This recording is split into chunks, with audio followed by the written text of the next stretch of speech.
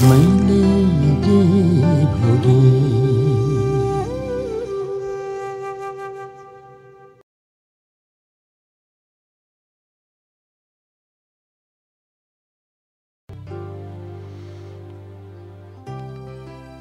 विद्यार्थी जीवनमा मलाई पढ्न पटक्कै मन लाग्दैन थियो, कारण मलाई पढ्न आउँदैन थियो।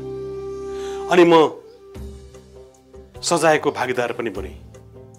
त्यस बखतका शिक्षकहरू बिरलै होलान् जो लट्ठी नलिकन कक्षामा प्रवेश गर्दथे, र बिरलै विद्यार्थीहरू होलान् जसले सजायको भागीदार हुनु परेको नहोस्। त्यो बेलाको परिवेश समय नै त्यस्तो थियो। म पनि त्यही संस्कारमा हुर्केँ। तर हिजो आज बालबालिकाहरूलाई शिक्षा दिने शैली परिवर्तन भएको छ।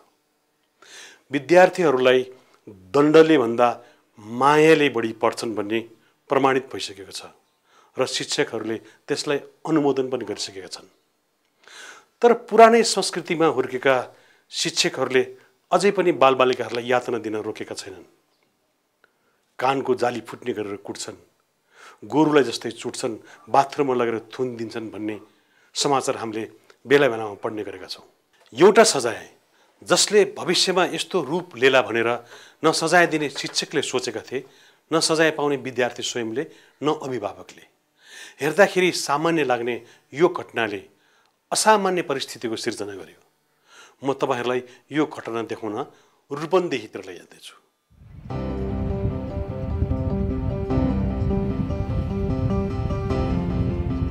अहिले दिउँसोको 4 बजेको छ। हामी भैरहवाबाट रूपन्देहीको मदनगञ्जतिर गइरहेका छौँ।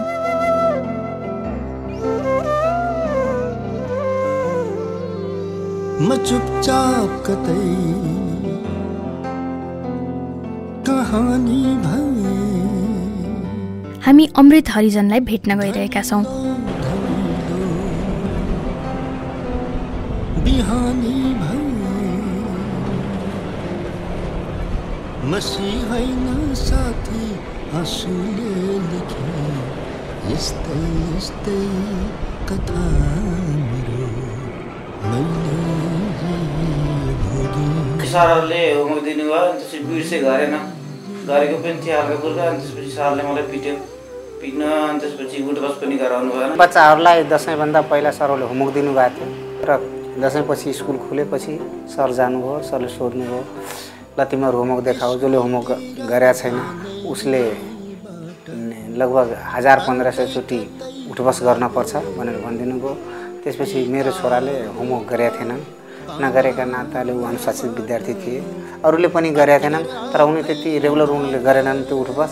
तर मेरो छोराले के गरे भन्दाखेरि अब सरले भन्नुभएको छ मैले 1500 चोटि उठबस गरेर देखाइदिनुपर्छ भनेर उठबस गर्न थाल्यो, र ऊ उठबस गरिराख्यो। बिचमा पल्ट्यो पनि, फेरि सर बाहिरबाट फेरि भित्र पस्नुभयो। पल्टेपछि फेरि पनि ल तैँले पुर्याउनै पर्छ 1500 भन्नुभयो, तर फेरि सुरु गर्यो, गर्न थाल्यो। र फेरि के भयो भन्दाखेरि ऊ राति आयो, यहाँ घरको मान्छेले कसैले बताएन, उसले दाइले पनि उसको बताएन, उसले पनि बताएन मलाई सरले यस्तो गर्नुभयो, कसैले थाहा भएन घरकोलाई। एकाएक भोलि बिहान बल्ल थाहा भयो कि उसको पुरा यो शरीरका प्रत्येक नसाहरू सुन्निएर कालो कालो भएर पुरा भइसके, उठ्न सकेको थिएन, खाना गर्न सकेको थिएन, पिसाब गर्न सकेको थिएन।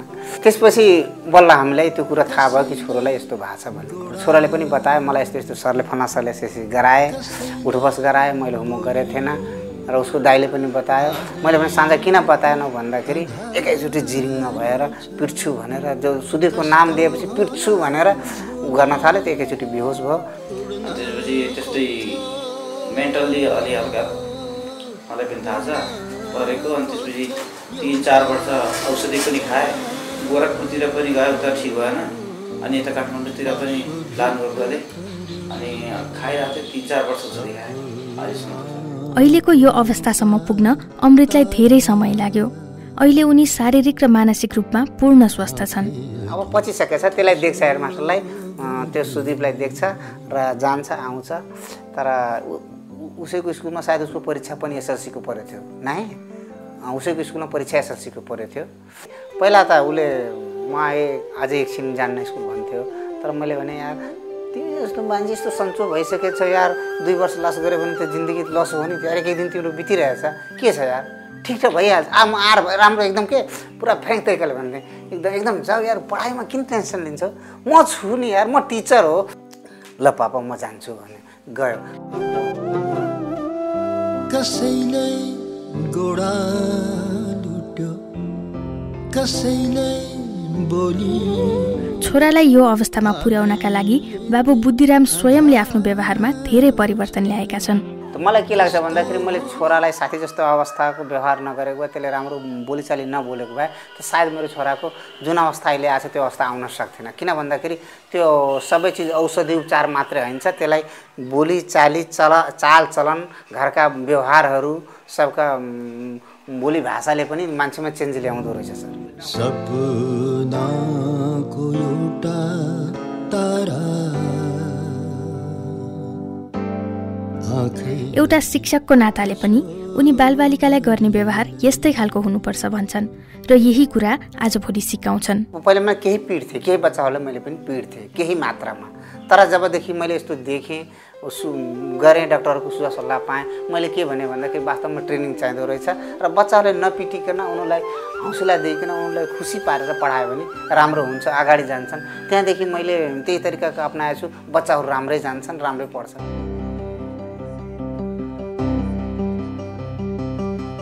हामी अहिले सप्तरी जिल्लामा छौँ जहाँ नेपालको तराईवासीको मौलिक जीवनशैली पाइन्छ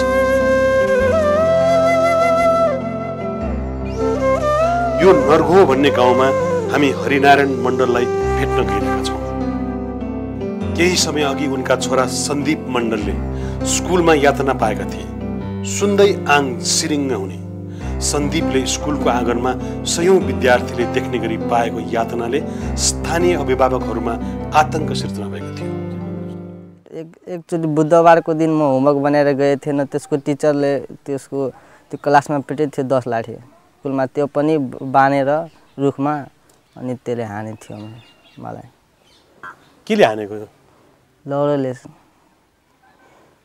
रुखमा कसरी बान्यो तपाईलाई यसरी गरेर बाने थियो छमेर 2-3 जना मिलेर ए टिचर पनि मिलेर बान्नु भएको कि पाले पनि मिलेर ए क्लासमा पनि तपाईले पहिले पिटिसकेको थियो हजुर बुधबार पिटेको थियो अरे बिहीबार पनि त्यो रुखमा बानेर पिटेको थियो त्यो पिटेको कारण किन पिटेको कारण त्योले बताएन हामीले त म त फेन्ट भइहाले थिएँ अनि कुन बेला होसायो तपाईलाई होसायो अनि साथीहरू लग्यो थियो माथिसम्म पुगाइ थियो अब छोरा स्कुल जान कतिको डराउँछ त अब धेरै डराउँछ उहाँ ऊ त्यो स्कुलमा त जान्न जाँदैन भनिरहेछ पढ्न जाँदैन धेरै डराउँछ कक्षा 6 मा पढ्ने विद्यार्थी सन्दीप मण्डलले अमानवीय तरिकाले मरणासन्न हुने गरी पिटाइ खाए उनको शरीरमा चोट लागेको छ शरीरमा लागेको चोट भन्दा पनि उनको हृदयमा लागेको चोटले गर्दा उनी फेरि दोहोर्याएर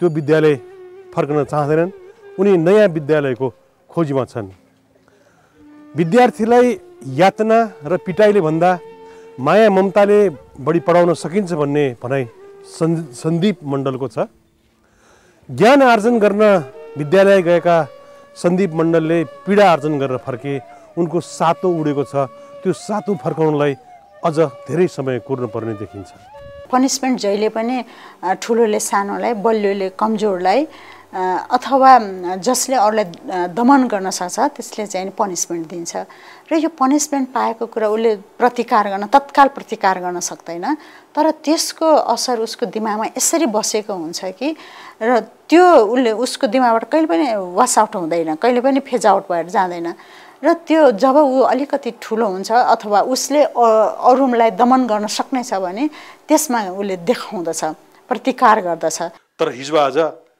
अभिभावकहरू पनि परिवर्तन भएका छन् उनीहरू आफ्नो सन्तानलाई पिटेको मन पराउँदैनन् र यही विषयमा केही मुद्दा मामिला पनि भएका छन् र पिट्ने र फकाउने संस्कृतिमा अझ पनि द्वन्द्व छ सायद यही द्वन्द्वले गर्दा होला अहिले विद्यार्थीलाई पिट्न हुन्छ र पिट्न हुँदैन भन्ने बहस चलि नै रहेको छ टिचरहरूलाई चाहिँ धेरै अप्ठ्यारो भइरहेको छ अहिले अब राम्रो रिजल्ट आएन प्यारेन्ट्सहरूको गुनासो छ अब राम्रो अब म चाहिँ पनिसमेन्ट पनि युज गर्छु र म विद्यार्थीलाई राम्रो पनि गराउँछु भन्दाखेरि कलेज एडमिनिस्ट्रेसनले हुँदैन भनेर भन्छ। अब हामीहरू त्यो जुन हिसाबले हामीहरूलाई पढाउँदै आइयो अब त्यसको इम्प्याक्ट चाहिँ हामीमाथि पर्छ। अब त्यो भएर एकैचोटि जाँदाखेरि त्यस्तो गाह्रो भएको, तर केही वर्षपछि केही समयपछि चाहिँ अब आशा गरौँ त्यो अब हामी चाहिँ केही पनि पनिसमेन्ट बिना हामी पढाउन सक्छौँ।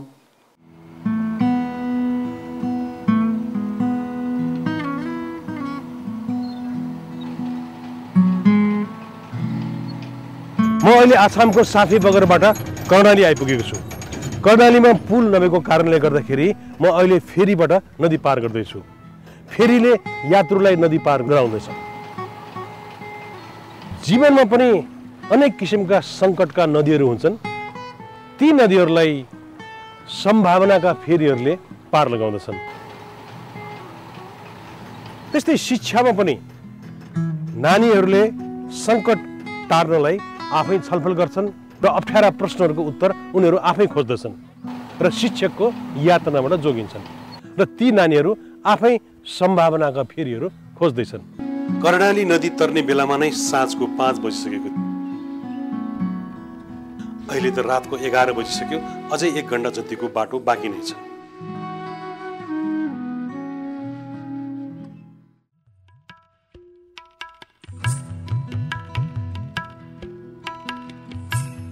पारिलो घाम दैलेख बजारमा आइपुगेको छ। घामका सुनौला किरणले दैलेख बजारलाई छापेको दृश्य मनमोहक छ। पहाडको टाकुरामा रहेको यो बजारको सौन्दर्य साँच्चै नै अतुलनीय रहेछ। यी बालबालिका हरेक बिहान यसरी नै कक्षामा भेला हुन्छन् अनि यो क्रम फेरि साँझ पनि दोहोरिन्छ। यो कुनै ट्युसन क्लास होइन। बालबालिकाहरू यहाँ एक अर्कालाई सहयोग गर्दै होमवर्क सकाउँछन्। सुर्खेतमा पनि बालबालिकाहरू यसरी नै भेला हुँदो रहेछ। यहाँका बालबालिकाहरूले हामीलाई स्कुलमा पाइने सजायका बारेमा खुलेर सुनाए। घरमा नपढेर यहाँ पढ्नु पर्ने कारण के त? यहाँ मिसहरूले सिकाइदिनुहुन्छ अनि त्यही भएर हाम्रो बुवा मम्मीहरू पढ्नु भएको छैन त्यही भएर। अब तिमीहरू त सबैजना एकैचोटि सँगै बसेर त पढ्ने होइन होला? हामीहरू दुई साथीहरू मिलेर गर्छौँ। तिमीहरूलाई यहाँ होमवर्क गरेन भने यहाँ के गर्नुहुन्छ? पिट्नुहुन्छ। कसरी पिट्नुहुन्छ? लट्ठीले पिट्नुहुन्छ। स्कुलमा लट्ठी भाज्ने गरी पिट्नुहुन्छ। हाम्रो साथीलाई पनि आज कसरी पिट्नु भएको? यिनलाई त यस्तो कपाल समातेर रिङ्गाएर पिट्नु भएको। आज पुकार खाएर आउनुहुन्छ। बहिनीहरू ठुल्मुखमा हालेर आउनुहुन्छ अनि पढाउँदाखेरि नि त्यस्तो पुरै थुक्दै अनि पढाउँदै। तिमीहरूलाई स्कुल जानलाई अलिकति मनमा डर हुन्छ उसमै? हो? डम्बर सरले पिट्नुहुन्न? नै, कति माया गर्नुहुन्छ, कति राम्रो पढाउनुहुन्छ। अरू सरले पनि पढाउनुहुन्छ तर बहुत पिट्नुहुन्छ। त्यही मास्टरले माया गरी पढाउनुहुन्छ। कस्तो राम्रो पढाउनुहुन्छ। सबले राम्रो मान्छन्। अस्ति नै हाम्रो सरले धनमायालाई लात्तीले हानेर दाँत फुकालिदिनु भएको थियो अगाडि। धनमायालाई लात्तीले तिम्रो दाँत तले फुकाल्दे? सरले यी अगाडि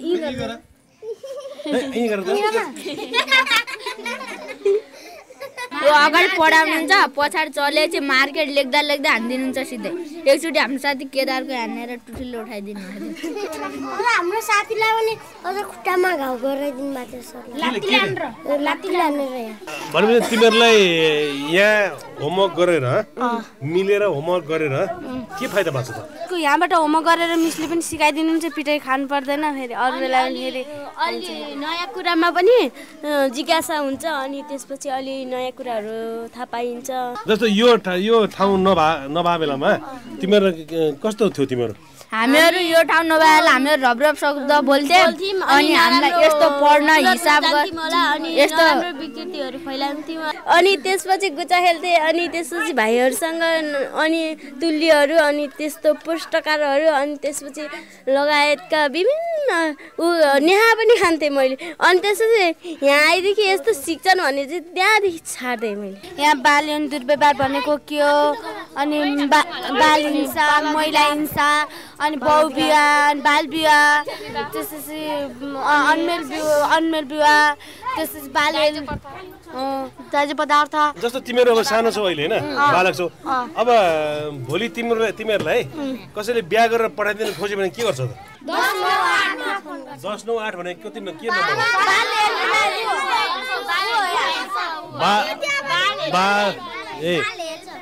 बाल हेल्पलाइनमा चाहिँ तिमीहरूले फोन गर्छौ होइन।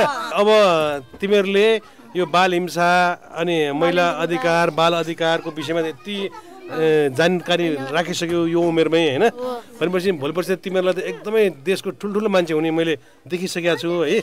अब राम्रोसँग पढ्ने है, राम्रोसँग पढ्ने ज्ञानी हुने। अब बिस्तारै बिस्तारै सरहरूले अहिले जति पिटे पनि भोलि पर्सि पिट्न छोड्नुहुन्छ। सरहरूलाई तिमीहरूले सिकाउनुपर्छ है त। सरहरूलाई तिमीले सिकाउने हो। सरहरूलाई गएर सरहरू हामीलाई नपिट्नुहोस् है भनेर तिमीहरू सबैले एउटै आवाजमा भन्ने है त।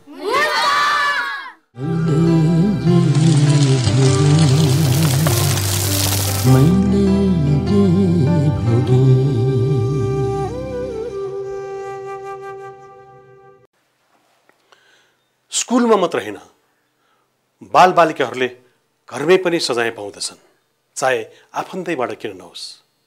न त घरमा न त स्कुलमा उनीहरूले पढ्ने उचित वातावरण पाउँछन्।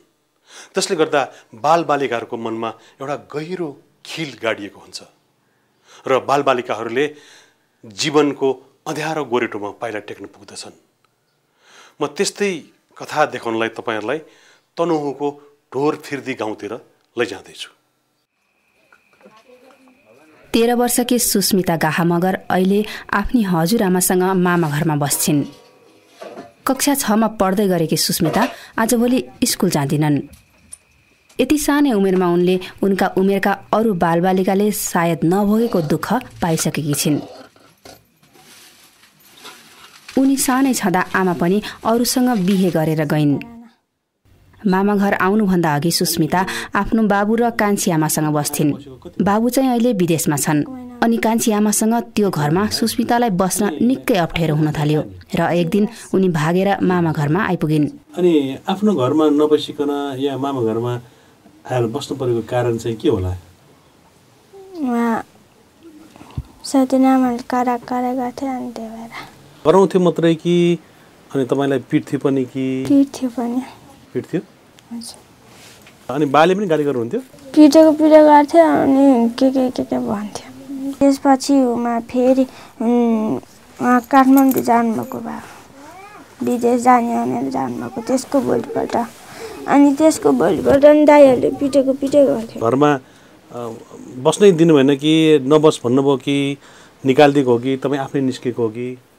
म पहिला आमाले कराक गर्थ्यो अनि त्यो भएर भागेको। तेरो बाउ आएपछि घाटेकोपट्टि जानेकोपट्टि पारिदिन्छ भन्थ्यो अनि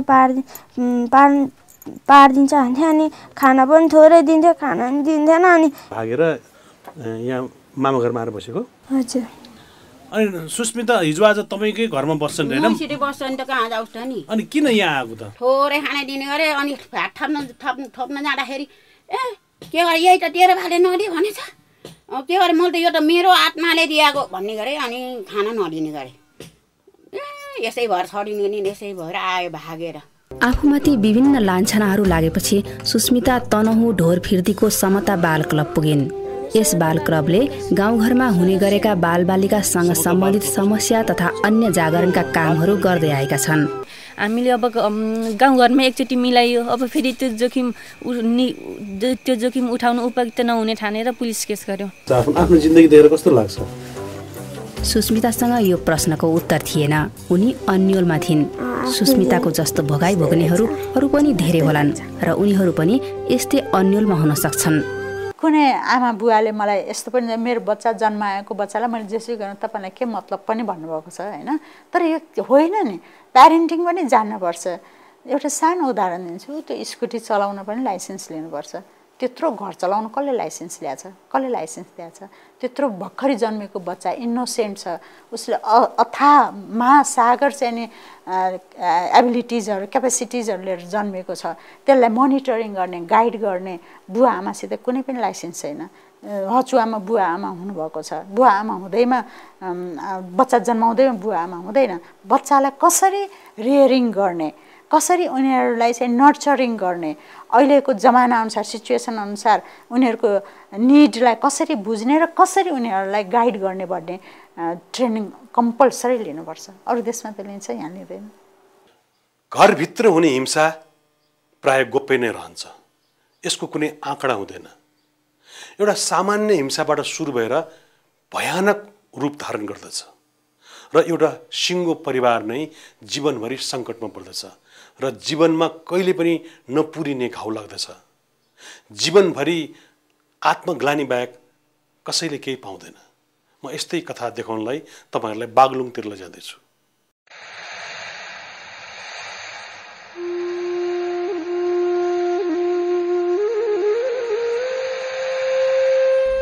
वीरबहादुर घरती आफ्नो परिवारका साथ बागलुङको बुङ्गा दोबान भन्ने ठाउँमा बस्छन्। उनी गाउँमा अलि रिसाहा स्वभावका भनेर चिनिन्थे। एक दिन उनको कुरा छोराले नमानेको विषयमा बाउ छोराको विवाद चर्किरहेको थियो।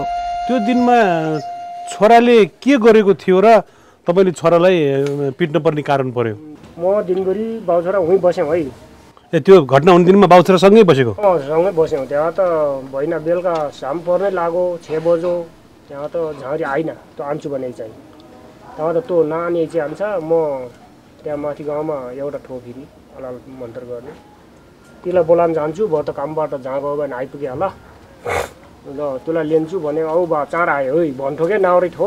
अब झाडीले हान्दा मऱ्यो। अब ढैलो थुनिदिएछन् छोरीले, के गर्ने। त्यो बेलामा तपाईँलाई कस्तो भयो तपाईँलाई? खै त्यो दिनमा कस्तो मरु भयो अब मरो गएर। अब यो मान्छे व्यक्ति पहिल्यैदेखि झगडालु स्वभावको हो। त्यसकी पहिलाकी जेठी स्वास्नीलाई पनि कुटेरै खेदेको हो उसले। छोरो पनि घरबाट भागेर गाउँमा आफन्तकोमा लुक्दै भाग्दै बस्यो। अनि त्यो 2-3 महिना भागिसकेपछि अलिअलि बिरामी भयो। बिरामी भएको चाहिँ यो बाउकोले थाहा पाएछ। झाँक्री खोज्न गएछ छोराको लागि।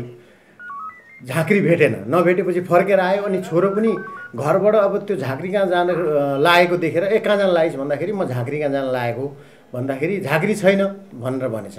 अनि तिम्रो विश्वास छैन मलाई, तिमीले भनेको मान्दिन, मरे मै मर्छु, म जान्छु। बिरामी छस् त मर्लास् भनेर भन्दा मरे मै मर्छु तर झाँक्री जान्छु भनेपछि यो मैले भनेको मान्दैन, यति हो कुरो चाहिँ, मैले भनेको मान्दैन भनेर लट्ठीले 2-4 लट्ठी हान्यो। अनि लड्दा कसरी लड्यो भने एउटा चेप्टो ढुङ्गामा टाउको पर्ने गरी लड्यो। लडिसकेपछि यता ढुङ्गामा टाउको ठोक्यो। त्यही टाउकोमा लात्तैले हान्न थालेछ। पुलिस गएर खोज्दै जाँदा गोठमा लुकिराखेर छ बाउ चाहिँ। अब कुट्न त मैले कुटेँ। अब मेरो कुटाइले मर्या हो कि कालले मर्या हो त्यो त थाहा भएन भनेर भन्थ्यो त्यसले भन्न चाहिँ। कस्तो मैले त्यस्तो बेलामा किन हात हालेँ होला, मेरो हातमा किन त्यो बेलामा मलाई बुद्धि आएन होला भन्ने पनि लाग्छ होला नि, होइन? निन्द्रा लाग्दैन?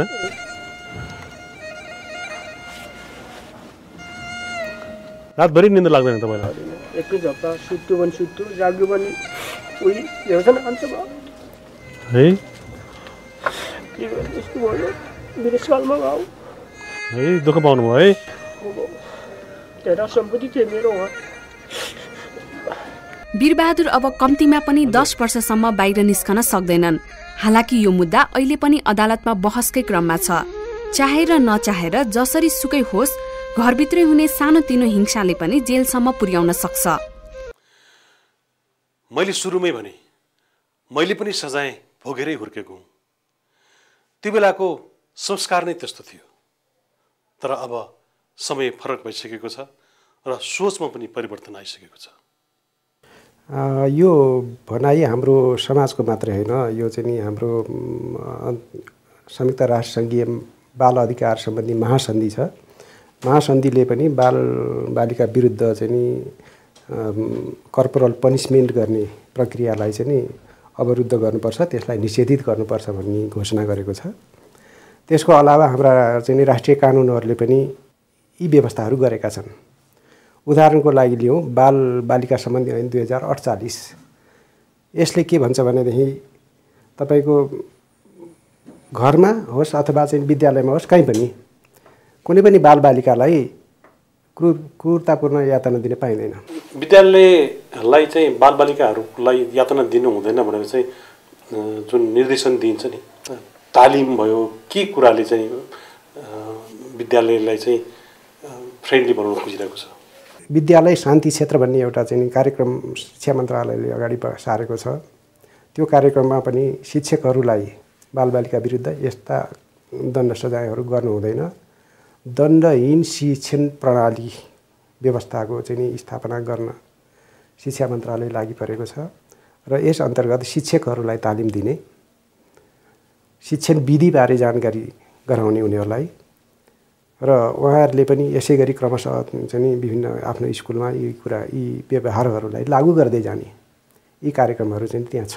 बालबालिकालाई मानसिक तथा शारीरिक यातना दिन पाइँदैन भन्ने हाम्रो समाजमा विद्यमान छ, तर यसलाई चाहिँ तल्लो तहसम्म बुझाउन सकेको छैन र अझ पनि कति बालबालिकाहरूले शारीरिक तथा मानसिक यातना पाइरहेछन्। के कारणले यसले रोक्न नसकेको होला जस्तो लाग्छ यहाँलाई? यहाँले ठिकै भन्नुभयो, अहिले तल्लो तहसम्म चाहिँ नि कर्पोरल पनिसमेन्टलाई प्रतिबन्ध लगाउन सकिएको छैन। यो अलिक गाह्रो पनि विषय हो वास्तवमा। घरमा आमा बाबुको संरक्षणमा रहेको केटाकेटीहरू यसो एक दुई तफर खाइहाल्छन्, त्यो उजुरी गर्ने व्यवस्था पनि छैन। हेर्नुहोस्, यो चाहिँ नि समाज विकसित हुँदै गएपछि, समाजमा चेतना अलिकति जागरण हुँदै गएपछि, बालबालिकाको चाहिँ नि भविष्यको र उनीहरूको समग्र विकासको महत्त्व बुझ्दै गएपछि यी कुराहरू पनि समाजले, शिक्षकले, बाबुआमाले अथवा बालबालिका संरक्षणमा लिने जो कहिले पनि यो बुझ्नेछन् र बालबालिका विरुद्धको यस्ता घटनाहरू हुने छैनन् भन्ने हामीलाई लाग्दछ।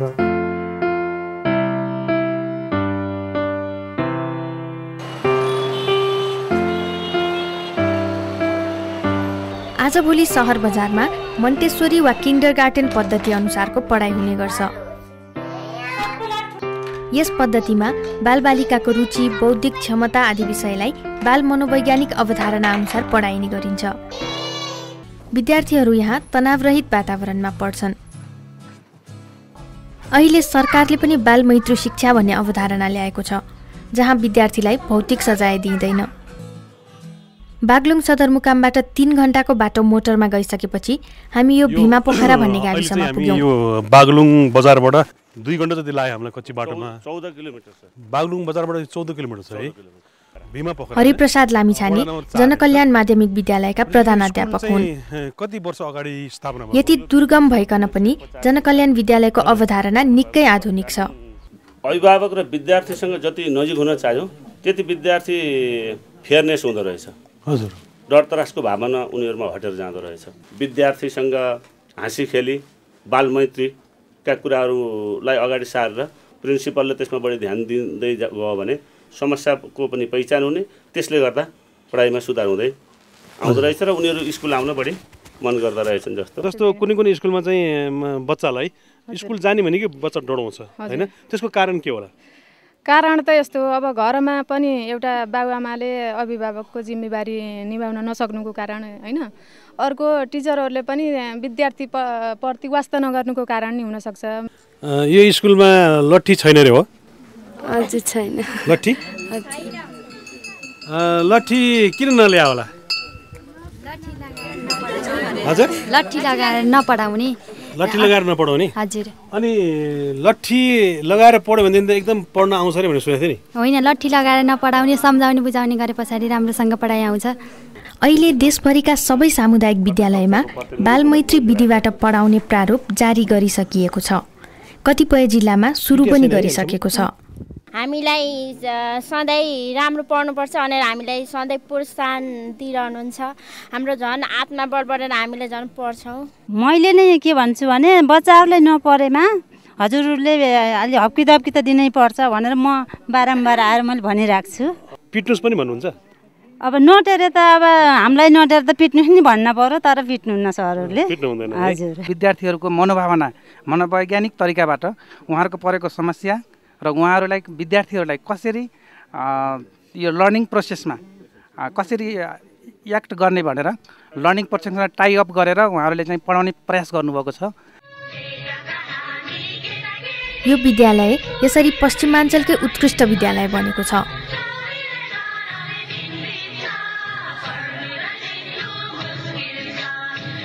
म अहिले जनकल्याण उच्च माध्यमिक विद्यालय भीमा पोखरा बागलुङबाट फर्किँदैछु।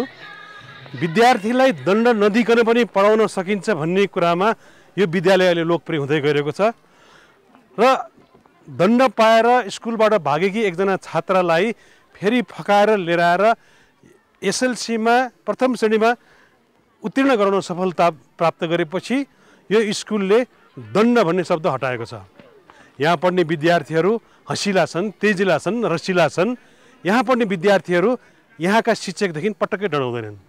त्यसैले मलाई पनि यस्तो लाग्छ मेरो जिन्दगीलाई रिमाइन्ड गरेर फेरि यही स्कुलमा आएर भर्ना हो कि जस्तो लाग्छ।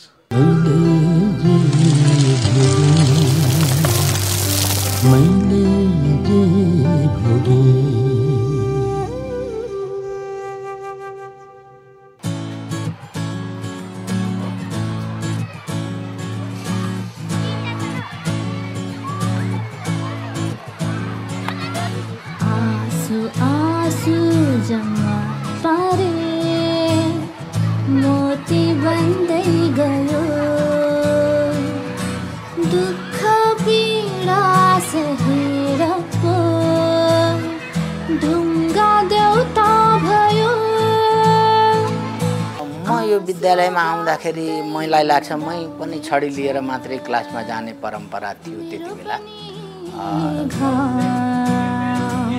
र यही विद्यालयबाट सिकेको हुँ। मैले कुनै तालिममा वा कुनै किताब पढेर केटाकेटीलाई सजाय दिन हुँदैन भन्ने कुरा सिक्नुभन्दा पनि हिजो सजाय दिँदाखेरि हाम्रा विद्यार्थीहरू कस्ता थिए, आज हामीले सजाय नदिँदाखेरि हाम्रा विद्यार्थी कस्ता छन्, तुलनात्मक रूपमा हिजोको तुलनामा अहिलेका विद्यार्थी बढी अनुशासित मैले आफैले महसुस गरेको छु।